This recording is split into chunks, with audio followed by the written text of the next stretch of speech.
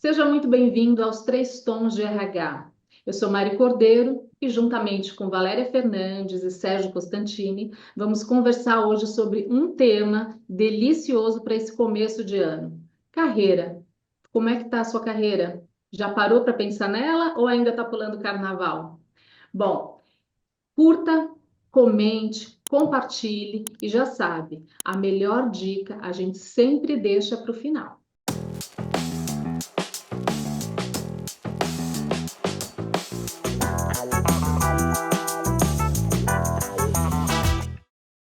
Sérgio e Valéria, contem para mim, quais são as principais mudanças que vocês estão vendo na carreira? Quais são as tendências? O que vocês estão notando aí ao longo das décadas que está acontecendo de diferente? Bom, vou começando a falar então. Primeiro, boa tarde a todos. Obrigado por estarem conectados aqui no nosso canal. Eu acho que eu tenho visto algumas mudanças no que a gente chama de carreira, né? Primeiro que muitas pessoas, dependendo do tipo de profissão ou de atividade, elas não enxergam mais a carreira vinculada a uma única empresa. Talvez eu fale isso porque nos últimos 10 anos eu fiquei muito envolvido com a parte de tecnologia.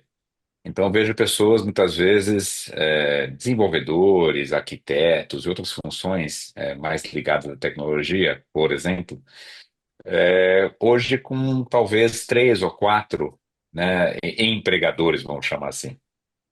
Então, a primeira coisa que me chama a atenção nessa questão da carreira é que não necessariamente nós estamos formando carreiras, né, de 15, 20, 30 anos na mesma empresa, né, carreiras verticalizadas. Hoje as carreiras parecem ser um pouco mais, vamos dizer assim, horizontalizadas. Você vai criando a tua experiência, talvez até com mais de uma empresa, né? E não necessariamente fazendo exatamente a mesma coisa. Então, isso eu acho que tem formado profissionais com uma capacidade, inclusive, mais flexibilidade para talvez conhecer outros setores, profissionais que talvez tenham uma visão até de inovação, vamos dizer assim, mais apurada, porque ele não está preso àquele único segmento, e uma maior, talvez, flexibilidade do ponto de vista de trabalho. Eu acho que isso tem sido bastante impactante. Estou usando tecnologia como exemplo, porque é um setor, que acabou, vamos dizer assim, se direcionando para o que é esse trabalho mais, vamos dizer assim, freelancer, onde você pode efetivamente estar atendendo muitos projetos ao mesmo tempo. Né? Essa é um pouco da minha visão. Acho que a Valéria também vai contribuir com a gente aí com a visão dela. Olha, eu acho que uma mudança marcante, e já não é de agora, já vem de alguns anos, é o foco da carreira na pessoa e não na organização. Então, é justamente o empoderamento de cada profissional de olhar para si, para os seus interesses, e ele desenhar a sua trajetória. Eu acho que essa é a grande mudança. E aí, ao desenhar a trajetória, pode ser que ele permaneça na mesma organização, ou pode ser que não. Dependendo da organização, às vezes do porte, né, do tamanho, ele consegue mudar de área, fazer muitas mudanças em sua carreira e permanecer muito tempo, porque existem mais oportunidades. Dependendo do porte, talvez tenha que mudar de organização.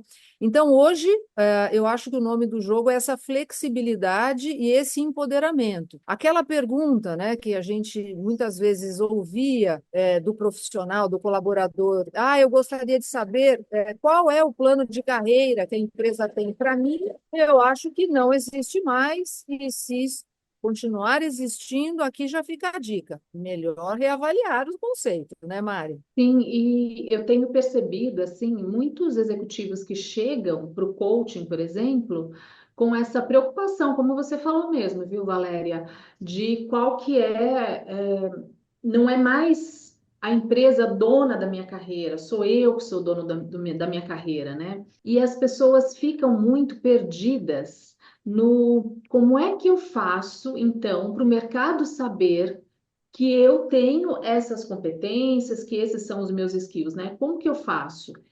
E alguns apostam no LinkedIn, não sei se vocês percebem isso, né? Mas assim, Alguns apostam ali no LinkedIn e começam a publicar seus pensamentos, suas contribuições. Eu vejo que é uma ótima forma mesmo de conseguir deixar sua marca, conseguir mostrar, porque, na verdade, se a gente for parar para pensar, o profissional que está pronto para o mercado, para qualquer posição e para mais de uma posição ao mesmo tempo, né? Mais de uma parceria ao mesmo tempo, ele precisa ter muita clareza do que ele tem de melhor para oferecer, né? Então, assim, não é só, sou um diretor financeiro, mas você é um diretor financeiro, mas quais são as suas principais contribuições? Por que a empresa contrataria você e não outro? Então, ele tem que ter clareza disso e defender essas bandeiras e colocar isso à prova e levantar, dividir suas crenças, né? Deixar isso muito, muito público. Mas vocês percebem que os executivos têm feito isso ou eles são engolidos pelo dia a dia? Porque tem isso, né? Sérgio, você, o que que você Olha, tem visto? eu acho que existe um desafio em você mostrar essas competências, concordo com a Mari. O LinkedIn, muitas vezes, ele me parece um pouco superficial para a gente fazer isso, né? Só colocar um post de vez em quando, parece até uma coisa meio. Não, não deixa de ser uma autopromoção, né?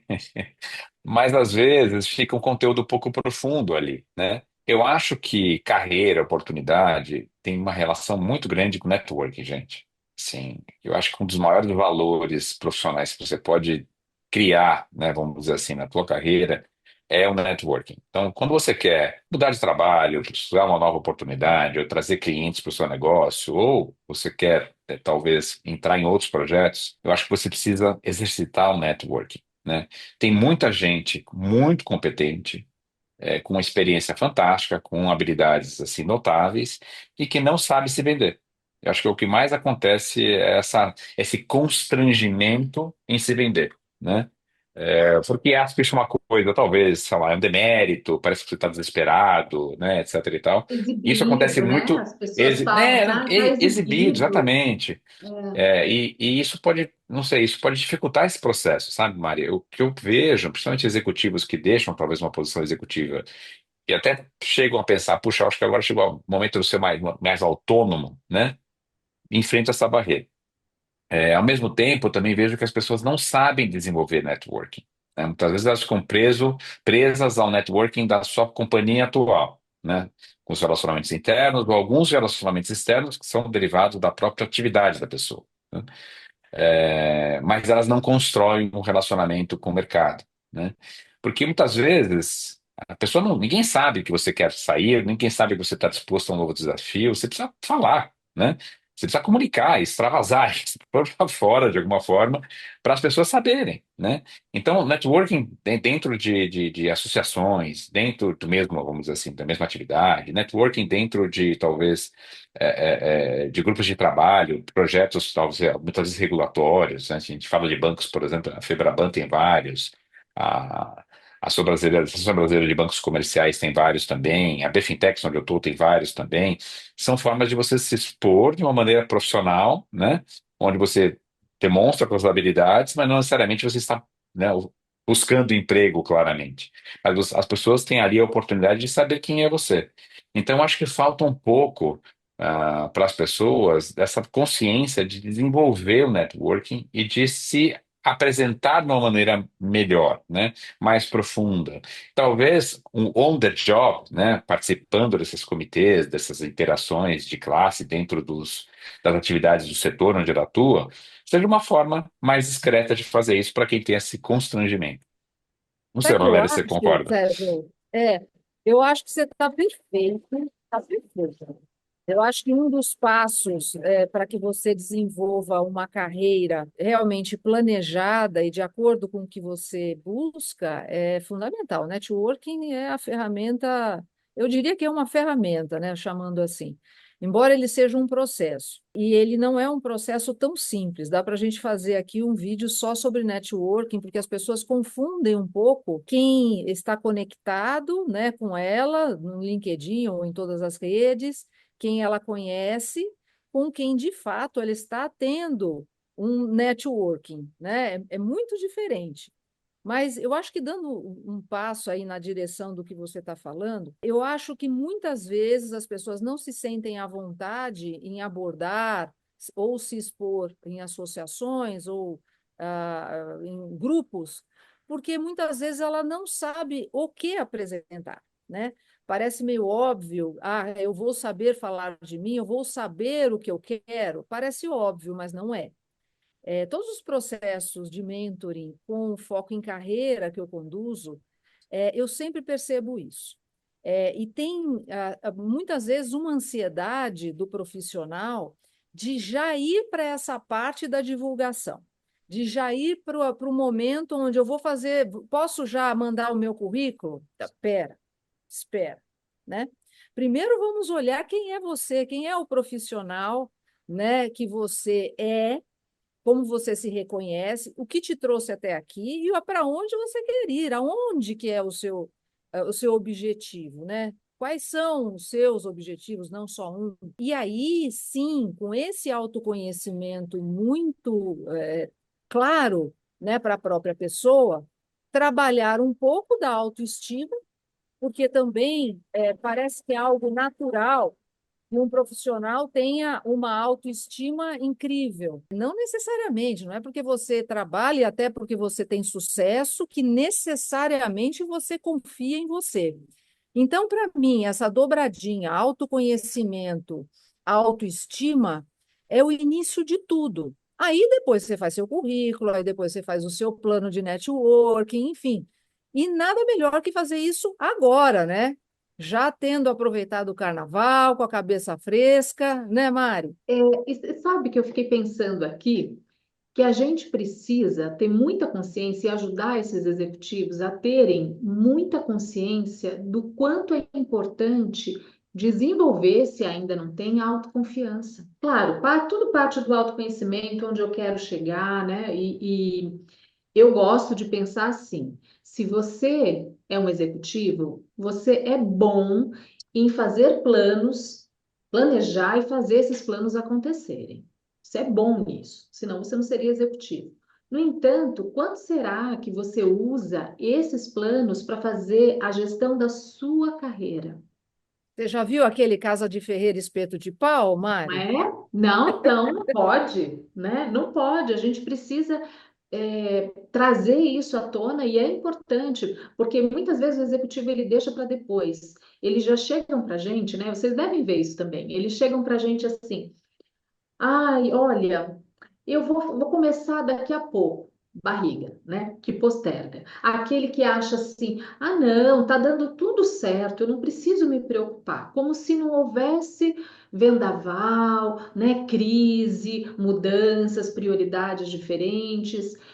E então, só que assim, só ter o plano e não ter essa autoconfiança e uma capacidade também de influenciar, não vai ser suficiente, né? Então, precisa ter o plano, mas precisa ter uma segurança para você poder vender o seu trabalho até nessas relações de networking, né? Agora, tem um ponto que eu queria trazer, né, além do networking, que é algo que também assim, a gente acha porque a gente aprendeu a falar e a gente se comunica, e às vezes a gente chegou em determinado momento da carreira e a gente fala assim: não, mas a minha comunicação é ótima. Bom, isso pelo menos é o que você interpreta.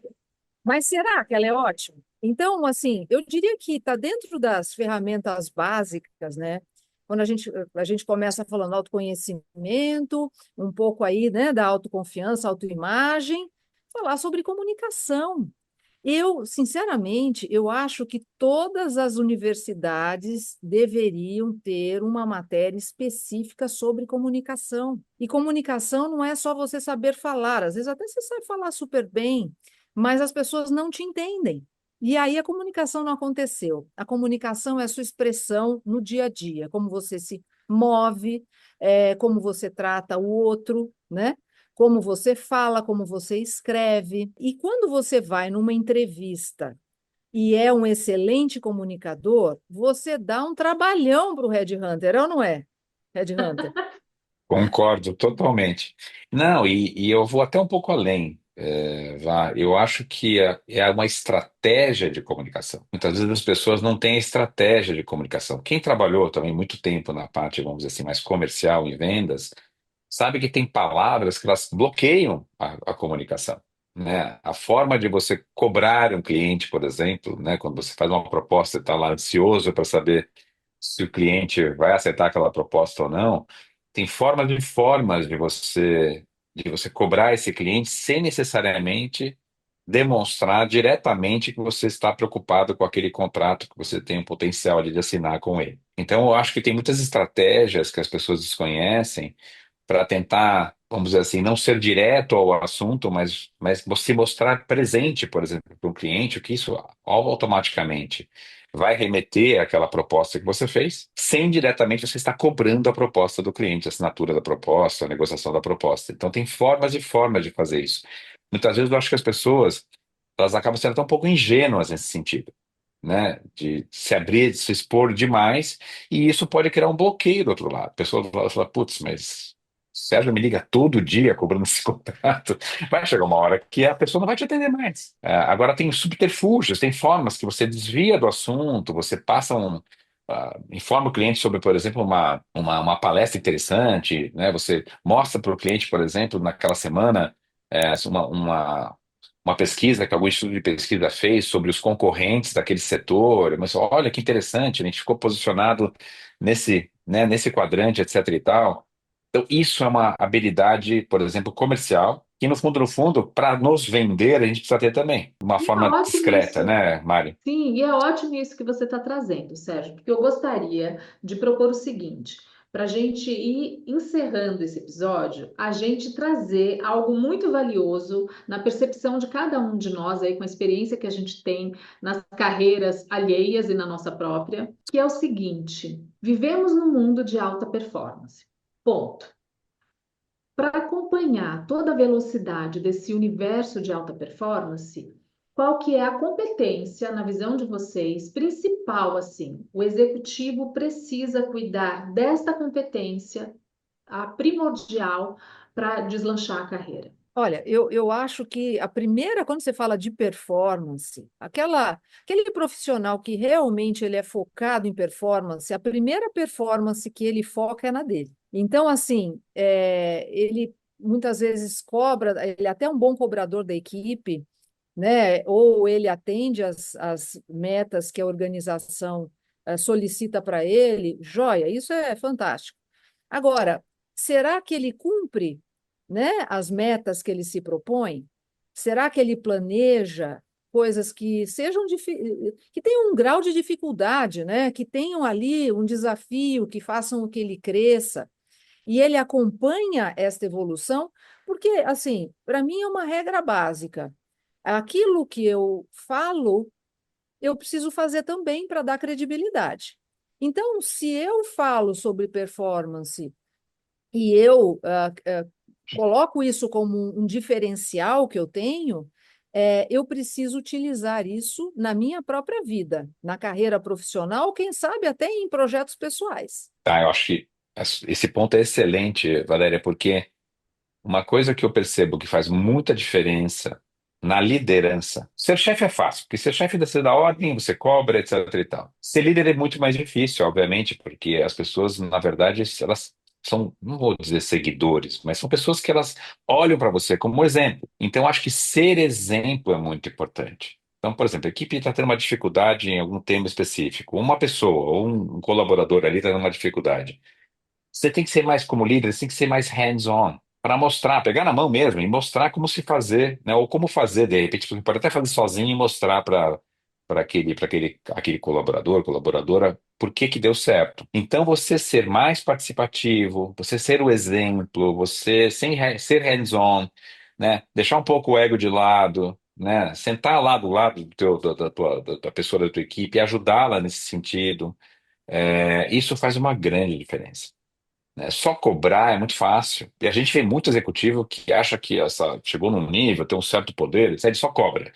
Mas na verdade tem que contribuir, né, para esse resultado e ele faz parte da equipe. Ele é mais um da equipe. Ele não simplesmente está, não é a equipe que entrega, ele entrega junto. Então isso eu acho uma coisa que faz muita diferença. Ser muito mais hands-on e mostrar, na verdade, ser o exemplo, né, do que ele busca. Eu acho que na linha que você está falando, né, Valéria?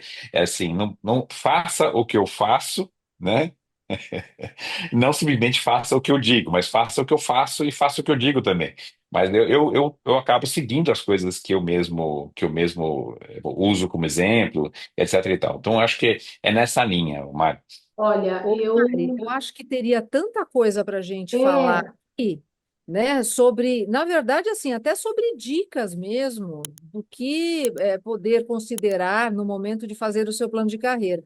Então, se houver interesse, né, de quem está nos ouvindo, aproveita e já comenta que a gente faz outro vídeo aí com mais dicas mesmo, né, da trilha do planejamento de carreira. O que que você acha, Mari? eu gostei muito dessa ideia e com certeza a gente vai poder dar muita dica aqui do passo a passo para fazer um plano de ação assim, ó, perfeito. Eu concordo com o que vocês colocaram, acho incrível, é isso mesmo. E se eu pudesse trazer, é difícil a gente sintetizar, né, e trazer uma competência, vocês acabaram trazendo, né, algumas facetas aí, algumas habilidades. Para mim, o que eu tenho visto assim mais como demanda é a mentalidade empreendedora. Então, essa visão de dono, né, conseguir aplicar na própria carreira todas aquelas ferramentas que você aplica no negócio. Trazer isso. Então, é planejamento, então é fazer o seu marketing pessoal, é vender sua ideia, é usar tudo isso que você já usa muito bem na empresa, se vendo como um negócio. Então, essa para mim seria assim a competência mais desafiadora do momento. Existem várias, como a Valéria bem lembrou aí. Agora, hoje a gente vai ficar por aqui nesse episódio. Eu quero fazer uma provocação para vocês. Aquilo que você já teve aí de insight, eu tenho consciência, eu tive insight. Se você tem um insight, não toma uma decisão e não parte para ação, esse insight não serve de nada. Então, os insights que você teve aí, já começa a colocar em prática agora. Qual é a decisão que você tem agora nesse momento e quais são as ações que você vai começar a fazer. Não é na segunda-feira, é já, porque já começou o ano, olha, faz tempo. Foca na sua carreira, curta, compartilha e na semana que vem a gente está aqui de novo com mais um episódio.